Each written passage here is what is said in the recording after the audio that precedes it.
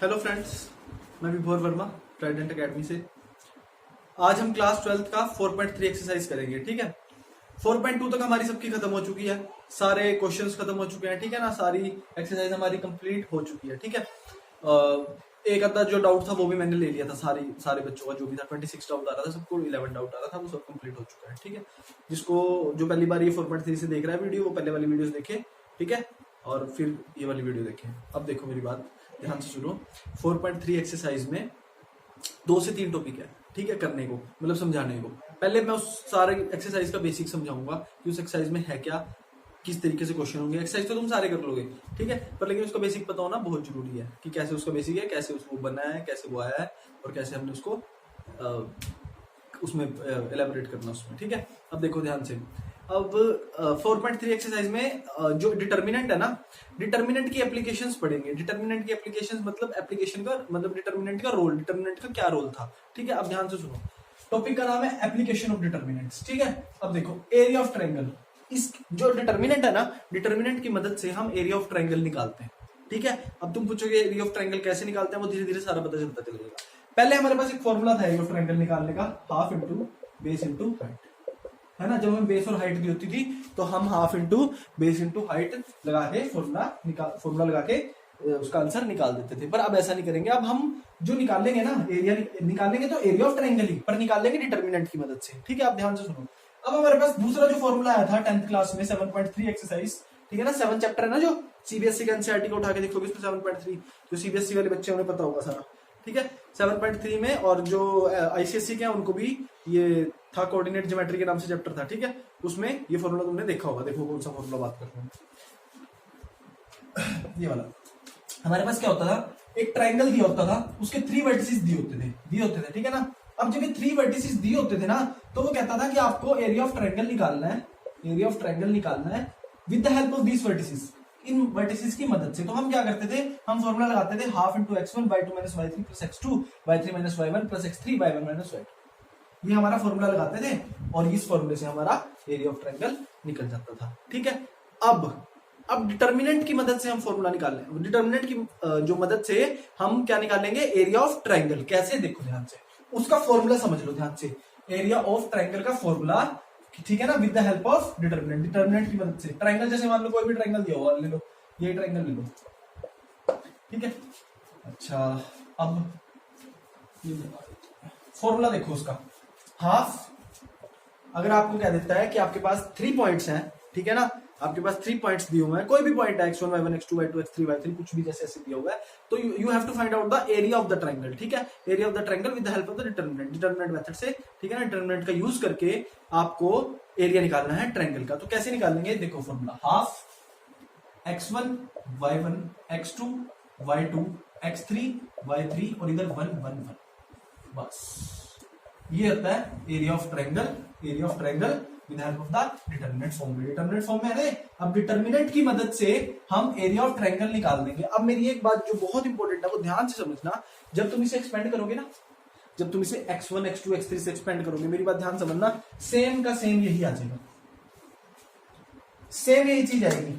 अब तुम पूछोगे कि इधर तो प्लस दे रखा है, बाहर तो माइनस लेते हैं ना, प्लस माइनस प्लस लेते हैं, ऐसे लेते हैं। देखो जो y3 minus 1 y2 minus y3 है ना, ये उल्टे सीधे होंगे, समझ रहे हो। उसमें से कॉमन निकाल के उसको x1 x2 x3 बाहर पॉजिटिव बनाया हुआ है और अंदर नेगेटिव बनाया हुआ है, कॉमन निकाल के इसको इस यहां से। तो इसलिए प्लस माइनस प्लस नहीं लिया, यहाँ पे लिया होगा उसने प्लस माइनस प्लस। एक काम करना है सबको जब ये एक्सरसाइज स्टार्ट करोगे ना, उससे पहले इस वाले फॉर्मूले से ना ये फॉर्मूला बनाना है, इसको मतलब एक्सपेंड करना है यहाँ से। ठीक है, जब तुम इसको एक्सपेंड करोगे तो एक्सपेंड जब तुम करोगे तो तुम्हारा सेम यही बनेगा। ठीक है, जिसका नहीं बनेगा उसको माइनस प्लस में दिक्कत आएगी, जैसे इधर माइनस आ गया तो कॉमन लेके बनाना है। ठीक है, एग्जैक्ट यही फॉर्मूला बन जाएगा इससे। तो निकल गया हमारा, हम पहले इससे डायरेक्ट निकाल देते हैं, डिटर्मिनेंट फॉर्म में निकाल लेंगे। ठीक है, अब डिटर्मिनेंट की मदद से निकाल लेंगे। फॉर्मूला देख लो सब, half x1 y1 x2 y2 x3 y3 1 1 1। इससे हमारा क्या निकल जाएगा, area of triangle. This is the application of the determinant, की हम डिटर्मिनेंट का यूज कहां पे कर सकते हैं। ये एप्लीकेशन है डिटर्मिनेंट की, और इसमें इस एक्सरसाइज में से भी क्वेश्चन आ जाता है। ठीक है, 2 में से तो बहुत चांसेस होते हैं और 3 में से भी मैक्सिमम चांसेस होते हैं। 2 और 3 दोनों में से चांस होता है, 1 में से भी एक आधे नंबर का अगर आ गया तो आ गया।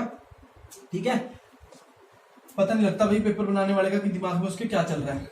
कुछ भी एक्सरसाइज में डाल देगा और हमारी तीनों की तीन एक्सरसाइज वैसे तो फुली प्रिपेयर होनी चाहिए, लेकिन 4.2 और 4.3 तो बहुत ही अच्छे से होनी चाहिए।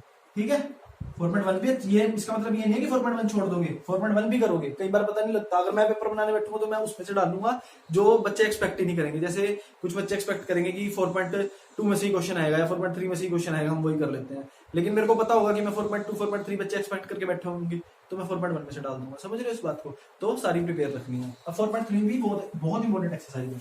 अब इसका एक आधा कंसेप्ट और देखते हैं जो हमारे फॉर्मूले में और एग्जाम मतलब उसमें क्वेश्चंस में लगेगा। ध्यान से देखो, फॉर्मूला तो हमें पता लग गया क्या, half into x1 y1 x2 y2 x3 y3 1 1 1, ये हो गया हमारा फॉर्मूला। अब एक चीज मेरी बात ध्यान से सुनो, जब तुम इस फॉर्मूले को लगाओगे तो तुम्हारा जो आंसर है एरिया ऑफ ट्रायंगल जो तुम्हारा आएगा, क्या वो नेगेटिव में नहीं आ सकता? क्या वो नेगेटिव में नहीं आ सकता? आ सकता है, वो नेगेटिव में भी आ सकता है। तो क्या करोगे? कुछ नहीं करना, उसको पॉजिटिव ही कंसीडर करना है। क्यों? एरिया ऑफ ट्रायंगल कभी भी नेगेटिव में हो सकता है, एरिया ऑफ ट्रायंगल नेगेटिव में हो सकता है, कभी नहीं हो सकता। ठीक है, तो हमने चाहे +21 है, ठीक है ना, हमने ये चीज देखनी है, प्लस माइनस भूल जो कि प्लस माइनस जो भी हमारा डिटर्मिनेंट में आ रहा है, इधर जैसे माइनस आ रहा था इधर प्लस आ रहा था, तो हमने तो बस 21 कंसीडर करना है। 21 आएगा हमारा आंसर, एरिया ऑफ ट्रायंगल आएगा 21। ठीक है, स्क्वायर यूनिट जो भी स्क्वायर होती है ना इसकी यूनिट्स वगैरह, ठीक है ना, जो भी दे रखी होगी हमें उसके हिसाब से हम इसको लगा देंगे। समझ रहे हो मेरी बात को? हमारा आंसर 21 आएगा। -21 दिया हुआ तब भी 21, +21 दिया हुआ तब भी 21। आंसर हमारा क्या है? 21। अगर हमारा एरिया ऑफ ट्रायंगल निकालना है, अगर नेगेटिव में आता है तो हमने जैसे मान लो इधर +32 और इधर -32, कोई मुझे आंसर क्या आंसर है भाई? 32।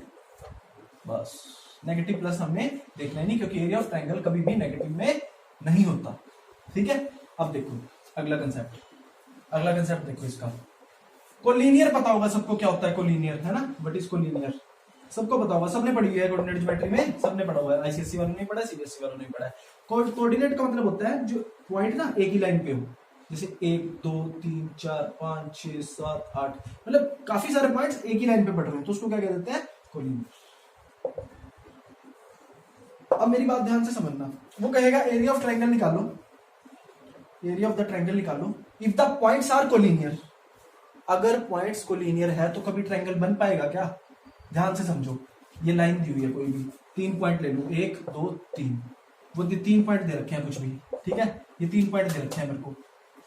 अब वो कह रहेगा find the area of the triangle, वो कहेगा find the area of the triangle. तुम खुद बताओ कभी भी इसमें ट्रायंगल बनेगा? कभी भी नहीं बनेगा, क्योंकि एक ही लाइन पे पॉइंट है ना, तो अलग अलग यहाँ होता तो बन जाता। अब पॉइंट ही एक लाइन पे दे रखे तो ट्रायंगल बनेगा ही नहीं, तो हम क्या लेंगे उसको? 0। हमेशा area of the triangle if, दो कंडीशंस ध्यान रखो, इफ हमें जब क्या दिया हो कि हमें एक क्वेश्चन ऐसे आएगा, show that the points are collinear. एक क्वेश्चन पता कैसे आएगा? एक क्वेश्चन तो ऐसे आएगा, show that the points are collinear. तो हम क्या करेंगे? डिटरमिनेंट मेथड लगा के किसी ना किसी तरीके इसको 0 बना देंगे, और हमें 0 बनाना बहुत अच्छे से आता है ना, क्योंकि हमने वो वाली प्रॉपर्टी भी पढ़ रखी है ना कि दो लाइंस जब आइडेंटिकल हो जाती है तो 0 बन जाता है, तो उससे हम बहुत आसानी से 0 बना देते हैं। समझ रहे हो ना? और भी बहुत तरीके लगा सकते हैं। अब तो हमने 4.2 बहुत अच्छे से कर ली, किसी भी तरीके से इसको 0 प्रूव कर देंगे, हम उसको कोलिनियर बना देंगे। ठीक है, एक क्वेश्चन तो इस तरीके से आएगा, show that the points are collinear. एक क्वेश्चन कैसे आएगा? वो पूछेगा क्या पॉइंट्स कोलिनियर है, क्या पॉइंट्स कोलिनियर है? वो पॉइंट्स हमें कोलिनियर दिए हुए हैं, मतलब जैसे मान लो 3 पॉइंट्स हैं, ये 3 पॉइंट्स दे दिए कोई भी, 1 2 3 4 5 6, वो कहता है कि जो ये पॉइंट्स हैं ये कोलिनियर है क्या? तो क्या करेंगे? एरिया ऑफ ट्रायंगल निकालेंगे। अगर ये 0 के इक्वल आ जाता है तो yes the points are collinear, अगर 0 के इक्वल नहीं आता तो no the points are not collinear. बस ऐसे, ठीक है, अगर ये 0 के इक्वल आ गया तो कोलिनियर है, और नहीं आया तो कोलिनियर नहीं है। अब तीसरा कंसेप्ट समझो इसका ध्यान से, जो बहुत इंपॉर्टेंट है, जिसमें बच्चे कंफ्यूज होंगे अगर नहीं समझेंगे तो, है बहुत आसान। ध्यान से देखो, अगर हमें 3 पॉइंट्स दिए हुए हैं 1 2 3 4 5 6, ठीक है, ये 3 पॉइंट्स दिए हुए। 3 की जगह तुमने लेना है K या A या B या C, जो तुम्हारा मन करे, ठीक है, K ले लो, K ही लेते हैं वैसे हम मैक्सिमम टाइम्स, ठीक है। अब मान लो K है, अब वो मुझे कहेगा कि आपको फाइंड बस यही क्वेश्चन है इसमें जो मैं करा रहा हूं ना, समझ लो बेसिक है सारों का, और ये बेसिक करने के बाद एक्सरसाइज ऐसे हो जाएगी 1 सेकंड से पहले, find the value of K। वो कहेगा find the value of K। अब हमें दिक्कत आ जाएगी, क्यों? क्योंकि के तो नेगेटिव में भी हो सकता है।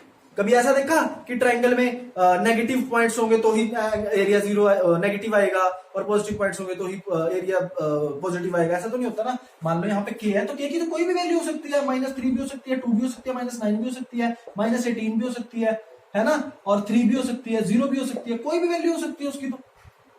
लेकिन एरिया हमने किस में माना हुआ था? पॉजिटिव में माना हुआ था। तो हमारा काम नहीं चलेगा, तो हमारा काम नहीं चलेगा अगर हमने के को पॉजिटिव और नेगेटिव, क्योंकि पॉजिटिव और नेगेटिव सिर्फ एरिया हो सकता है। पॉजिटिव और नेगेटिव, सॉरी, पॉजिटिव सिर्फ एरिया रहेगा, लेकिन जो के पॉइंट है वो पॉजिटिव भी हो सकता है और नेगेटिव भी हो सकता है। तो हम क्या करेंगे, जब भी, ध्यान से सुनना मेरी बात, जब भी एरिया ऑफ ट्रायंगल निकालेंगे, ठीक है, मान लो इसको मैं सोल्व करूंगा, इस इक्वेशन में डाल लूंगा, मेरी कोई इक्वेशन आ जाएगी, जैसे मान लो k+4, इतनी इक्वेशन आ गई, ठीक है। अब इसके बराबर ना 9 आ गया, ठीक है, इसके बराबर क्या आ गया मेरा? 9 आ गया, बाई चांस ऐसे कुछ आ गया मेरे पास, ठीक है। तो मुझे क्या करना है, इसको सिर्फ 9 से कंपेयर नहीं करना, इसको मेरे को सिर्फ +9 से भी और -9 से भी, दोनों से कंपेयर करना है। ऐसा मैंने क्यों करा? क्योंकि जो k है वो पॉजिटिव में भी हो सकता है, नेगेटिव में भी हो सकता है। कोई भी ट्रायंगल है उसके जब भी तुम पॉइंट देख लो, -2, -3, -2, कभी देखा है कि सिर्फ 1, 2 सिर्फ पॉजिटिव में पॉइंट्स आते हो ट्रायंगल के? ऐसा तो कभी नहीं होता, नेगेटिव में भी आ सकता है। इसलिए मैं जो राइट हैंड साइड पे मेरा आएगा ना, उसके आगे प्लस और माइनस लगा के जो भी होगा इधर साइड पे, दोनों से कंपेयर करूंगा उसे। जब उसे दोनों से कंपेयर करूंगा, के की वो 2 वैल्यूज देगा। समझ रहे मेरी बात को? कि मतलब नेगेटिव में भी हो सकता है और पॉजिटिव में भी हो सकता है। क्या पता एक भी दे दे, है ना, कुछ नहीं पता, क्या पता एक भी दे दे मेरे को।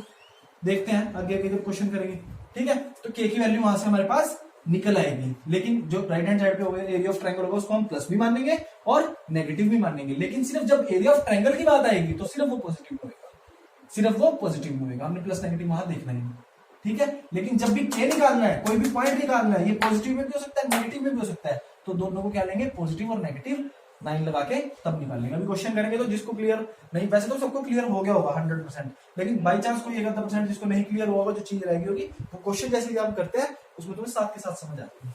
चलो एक्सरसाइज स्टार्ट करते हैं। बस ये 3-4 कंसेप्ट थे इस एक्सरसाइज में समझने वाले 4.3 में, ठीक है ना। फॉर्मूला सब ध्यान रखना, क्वेश्चन आ सकता है एक्सरसाइज में से, कोई बहुत बड़ी बात है नहीं, ठीक है। अब करते हैं exercise number 4.3, question number first का first part. Exercise 4.3 question first, ध्यान से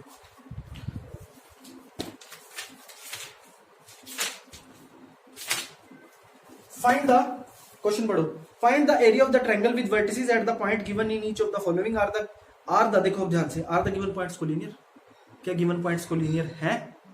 कैसे बताएंगे? मैं बता चुका हूं, अभी पीछे बता के हटाऊं। अगर एरिया ऑफ ट्रायंगल 0 आ जाता है तो यस, तो पॉइंट्स आर कोलिनियर। अगर 0 नहीं आता तो पॉइंट्स आर नॉट कोलिनियर। ऐसे बताएंगे, ठीक है। Find the area of the triangle, सबसे पहले एरिया ऑफ द ट्रायंगल निकालो जिसमें वर्टिसेस दिए हुए हैं ये 3। अब बना लेते हैं, ठीक है। हमें 3 वर्टिसेस दिए हुए हैं, जैसे मान लो ये 0, 0, ठीक है, और ये दिया हुआ है -2,3, ये दिया हुआ है 10,7, ये 3 वर्टिसेस दिए हुए हैं, ठीक है। वो कहता है find the area of the triangle with vertices, ये वर्टिसेस दिए हुए हैं, are the given points collinear. क्या गिवन पॉइंट्स कोलिनियर है? तो देख लेते हैं, पता लग जाएगा। सबसे पहले क्या करना है, सबको पता क्या करना है, सबसे पहले फॉर्मूला लिखना है हाफ, यहाँ पे क्या है, area of triangle, half x1 y1 x2 y2 x3 y3, और इधर क्या हो जाएगा 1 1 1, ठीक है, ऐसे आ जाएगा। ये फॉर्मूला लगा देंगे। अब देखो ध्यान से क्या करेंगे, हाफ बाहर रखना है, x1 y1 0 0, x1 y1 0 0, x2 y2 -2,3, x3 y3 10,7, 1 1 1 1 1 1, ये आ गया। अब देखो आगे क्या करेंगे, ध्यान से सुनो। आगे इसको करेंगे एक्सपेंड क्यों करेंगे? क्योंकि हमारे पास 2 जीरोस बन रखी है, इससे ज्यादा आसान काम हमारे लिए कोई हो नहीं सकता। हाफ, ठीक है, हाफ लगाया यहाँ पे। अब देखो ध्यान से, ये इधर से एक्सपेंड करूंगा तो क्या हो जाएगा, -2 × 7, -14, माइनस 10 3 जा 30, -30, क्या आ गया 30 40 44, -44/2, क्या आ गया -22। तो अब हमारा आंसर आ गया। अब हमसे पूछ लिया किसी ने, आर द पॉइंट्स कोलिनियर, तो मैं कहूंगा no, the points are not collinear because the area of the triangle is not 0। तो वो पूछेगा what is the area of the triangle, तो मैं कहूंगा -22, है ना, -22 कहूंगा नहीं, मैं कहूंगा 22। क्या कहूंगा 22, क्योंकि मेरे को नेगेटिव और पॉजिटिव नहीं देखना है, तो मेरा आ गया आंसर। फर्स्ट का सेकंड पार्ट सेम ऐसे ही होगा, थर्ड पार्ट सेम ऐसे ही होगा, फोर्थ पार्ट सेम ऐसे ही होगा, चारों के चारों पार्ट सेम ऐसे ही होंगे। ठीक है, एक आधा और करा देता हूं ताकि तुम्हें और आसानी हो जाए। 4 पार्ट है इसकी, मेरे ख्याल से, पता नहीं 3 है, देखता हूं एक सेकंड। इसके दिए हुए हमारे पास 3 पार्ट्स है, खुद करोगे, सेकंड और थर्ड खुद करोगे। अब देखो क्वेश्चन नंबर सेकंड देखते हैं। वो कह रहा है find the area of the triangle whose vertices are this and hence find the condition that the points are collinear. अब हमें कंडीशन बतानी है कि किस कंडीशन पे पॉइंट्स कोलिनियर होंगे। ठीक है ना, अब देखो जब क्वेश्चन कराऊंगा ध्यान साथ ही समझ आ जाएगा। पहले तो सबसे पहले एरिया सब भूल जाओ, सबसे पहले एरिया ऑफ द ट्रायंगल निकालो। ठीक है, पहले पॉइंट देख लेते हैं कौन कौन से दिए। पॉइंट दिया हमें 0 a लिख लेता हूं इसको, a 0 0 b और x y। ये 3 पॉइंट दिए है ना, तो वो 3 पॉइंट को देके हमें कहता है hence find the condition that the points are collinear. मतलब हमें वो कंडीशन बतानी है कि जिसपे ये पॉइंट्स कोलिनियर हो जाएंगे। कोलिनियर क्या हो जाएंगे, 0 के बराबर हो जाएंगे। ठीक है ना, अब ध्यान से देखो क्या करना है, कुछ नहीं, सबसे पहले हमने फॉर्मूला लगाना है half x1 y1 a 0, x2 y2 0 b, x3 y3 x y 1 1 1। Expand कहां से करोगे, कहीं मर्जी से कर लो, क्यों, यहां से छोड़ के, क्यों, क्योंकि इधर भी एक 0 है, इधर भी एक 0 है। ठीक है, तो मैं सबसे पहले क्या कर देता हूं, इसको एक्सपेंड कर देता हूं। एक्सपेंड कैसे करूंगा, लिखूंगा पहले हाफ। ठीक है, फिर उसके बाद ध्यान से सुनो, बाहर क्या लगाऊंगा, पॉजिटिव है ना, इधर ये लगाया, ये लगा दिया। ठीक है, ये और ये सारे हाइड हो गए, क्या आया b माइनस 1 यार। 0 करूंगा 0 से नहीं, किससे करूंगा, x से, तो डायगोनल वाला है हमेशा पॉजिटिव होगा, हमें पता है, तो क्या आएगा प्लस x। ठीक है, अब ये और ये हाइड हो गया, ये वाला और ये वाला हाइड हो गया, क्या बचा 0 × 1 0 माइनस b × 1 b। ध्यान से देखो अब क्या बनेगा, half ab minus ay plus minus xb। यही तो बनेगा है ना, यही बनेगा ना। अब देखो ध्यान से, अब वो कह रहा है, क्वेश्चन पढ़ते हैं चलो। अब लास्ट वाली लाइन पढ़ना, hence find the condition that the points are collinear. हमें वो कंडीशन बतानी है जिसमें पॉइंट्स क्या होंगे, कोलिनियर होंगे। और सबको पता है पॉइंट्स कोलिनियर कब होते हैं, जब हमने एरिया ऑफ ट्रायंगल किसके बराबर रखेंगे, 0 के बराबर रखेंगे। जब हम इसको 0 के बराबर रखेंगे तो हमने हमारे पास अपने आप कंडीशन आ जाएगी, है ना। तो देखते हैं कैसे आती है कंडीशन, देखो नोट कर लो, देखो ध्यान से।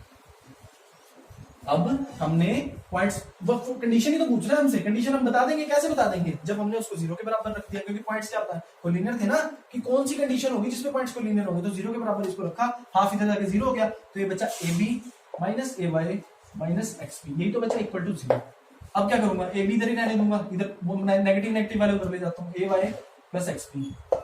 कुछ कॉमन आ रहा है, कुछ नहीं आ रहा, तो क्या करूंगा, डिवाइड कर देता हूँ इधर। ठीक है, इधर 1 रह जाएगा, इधर क्या आ जाएगा, ay बाई ए बी, इधर आ जाएगा plus x b by a b, b से बी कटा, ए से ए कटा, क्या रह गया, y by b plus x by a is equal to 1। लो x, इसको ऐसे लिख सकता हूँ, x by a plus y by b is equal to 1। पढ़ी हुई है ना हमने, कहाँ पढ़ी हुई है, बताना मेरे को कहाँ पढ़ी हुई है, स्ट्रेट लाइन में पढ़ी हुई है हमने, फॉर्म है स्ट्रेट लाइन की। ठीक है ना, 11 चैप्टर में एक फॉर्म है, स्लोप इंटरसेप्ट फॉर्म है। ठीक है, जिसमें ये इंटरसेप्ट होते थे, इंटरसेप्ट दिए होते थे हमें, वो फॉर्म है। इस फॉर्म में क्या हो जाएगा, पॉइंट्स क्या हो जाएंगे, कोलिनियर हो जाएंगे। लो आ गई वो condition, x by a plus y by b equal to 1। Question second खत्म, क्वेश्चन सेकंड खत्म। अब देखते हैं क्वेश्चन थर्ड। बहुत इजी एक्सरसाइज है, बहुत इजी। क्वेश्चन थर्ड देखते हैं। देखो अब जो क्वेश्चन जिसकी मैं बात कर रहा था ना, काफी अच्छा क्वेश्चन है, जिसमें k की वैल्यू निकालनी होती है, वो आया है। देखो, find the value of k if the area of the triangle is, पहले तो हमने एरिया ही दे रखा है उसने 35 स्क्वायर सेंटीमीटर। ठीक है, ये दिया हुआ है। अब वो वर्टिसेस दे रहा है k, 4, ठीक है, 2, -6, ठीक है, और 5, 4। तो वो कह रहा है find the value of the k। अब निकालते हैं इसकी वैल्यू ऑफ k की। देखो ध्यान से, अब हमें ट्राइंगल तो positive, area of the triangle तो पॉजिटिव में ही आएगा, हमें पता है, लेकिन हमारा जो पॉइंट है, जो ट्राइंगल का पॉइंट है, वो नेगेटिव भी हो सकता है, पॉजिटिव भी हो सकता है। तो हमने क्या करना है, सबसे पहले फॉर्मूला लगाना है, ठीक है, हाफ x1 y1 k4 2 -6 5 आगे 1 1 1, ये फॉर्मूला लगाता हूँ सबसे पहले, ठीक है। अब क्या करता हूँ, इसको करूंगा मैं सोल्व अच्छी से, ठीक है। सोल्व कैसे करता हूँ देखो, मान लो मैं कहीं से भी एक्सपेंड करता हूँ, पहले जीरो बनाऊं फिर एक्सपेंड कर देता हूँ सीधा, तो ध्यान से एक्सपेंड करता हूँ। मान लो मैं इसको एक्सपेंड करता हूँ, ठीक है, के पॉजिटिव का आएगा, सबको पता है क्यों आएगा, पता है ना सबको, डायगोनल है, प्लस नेगेटिव प्लस, ठीक है, फिर नेगेटिव प्लस नेगेटिव, ठीक है। ध्यान से देखो, के हाफ बाहर क्या आ गया, के ये छुपा सारा -6 इंटू -4। अब आगे क्या आएगा, इसके साथ कौन सा आएगा, प्लस नेगेटिव, कौन सा साइन आया, -2 का।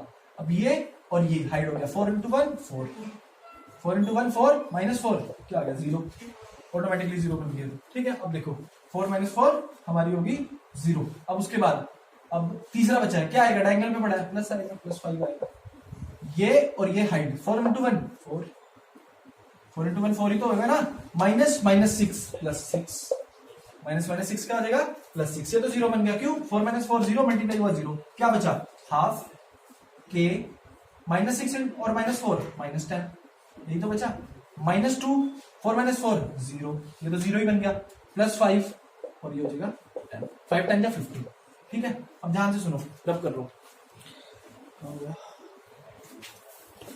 देखो ध्यान से रब कर रहा हूं इसको। अब देखो हाफ k इंटू -10 -k10 या फिर -10 के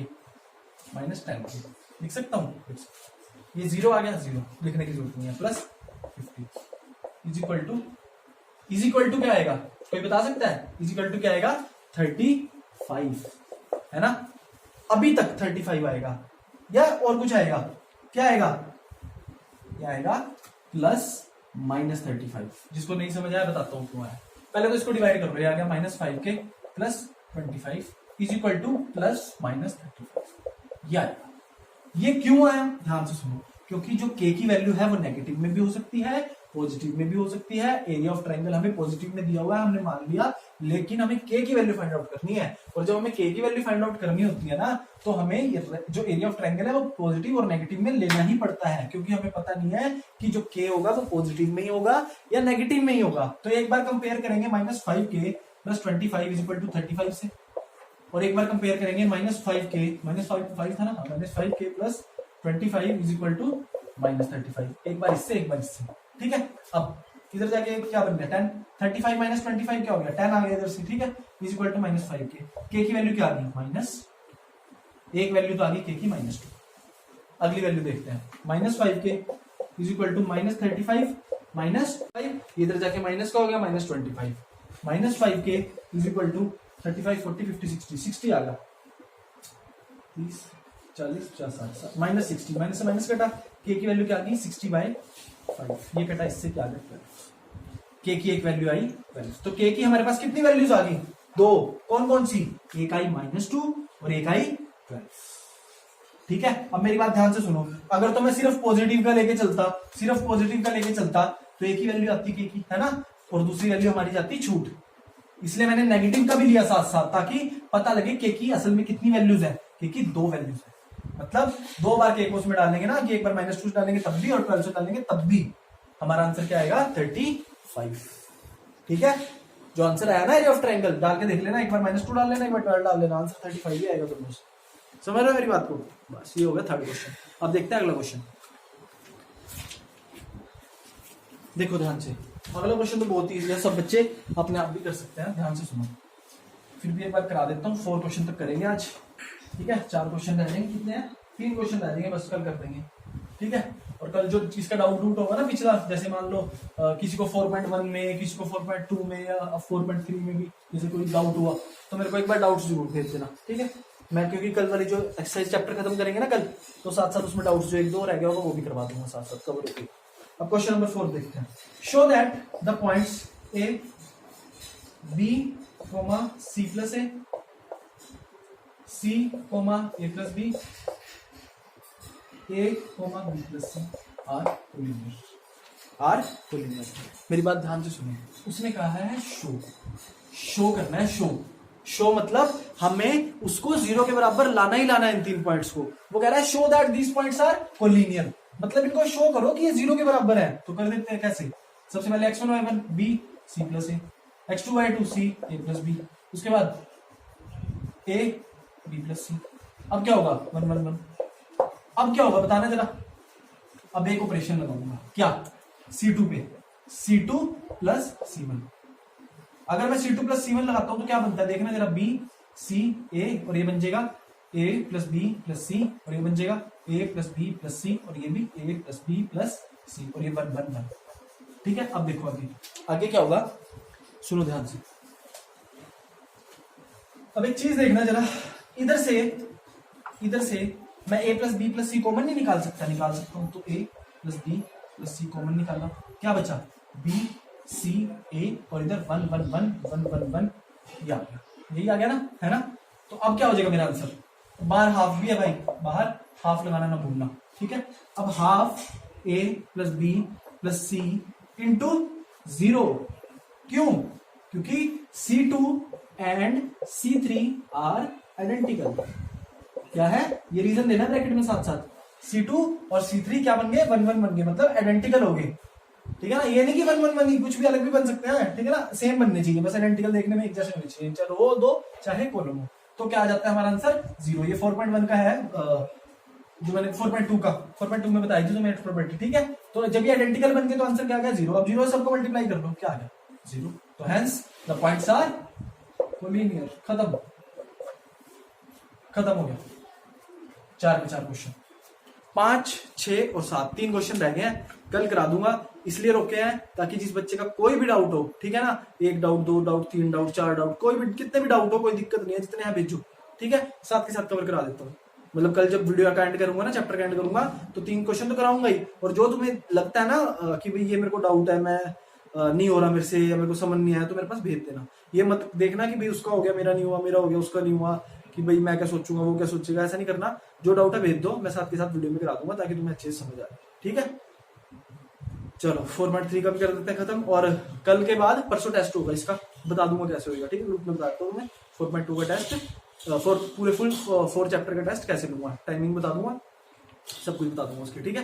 टेस्ट प्रिपेयर कर दूंगा तुम्हारा 4 चैप्टर का। फिर आगे हम चैप्टर स्टार्ट करेंगे मैट्रिक्स कंटिन्यू, ठीक है। और अब उसके बाद हमारा जैसे मैट्रिक्स कंटिन्यू करने के बाद 3-4 एक्सरसाइज है, उसकी बहुत ईजी है, काफी आसान है, ठीक है।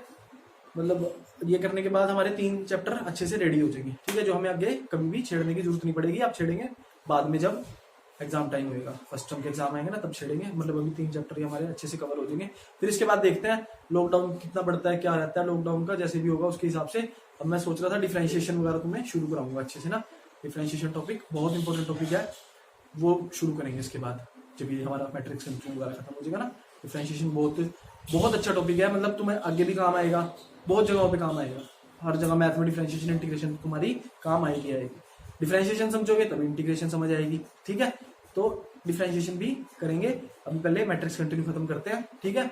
और जिस बच्चे को मैट्रिक्स कंटिन्यू करने से पहले एक चीज बता दूं, थोड़ा सा बेसिक, जैसे 5-7 बच्चे हैं ग्रुप में जो मैट्रिक्स जिन्होंने नहीं पढ़ी हुई है, 3rd चैप्टर नहीं पढ़ा हुआ, जिन्होंने 4th से आए थे, जो मतलब लेट हो गए थे, ठीक है।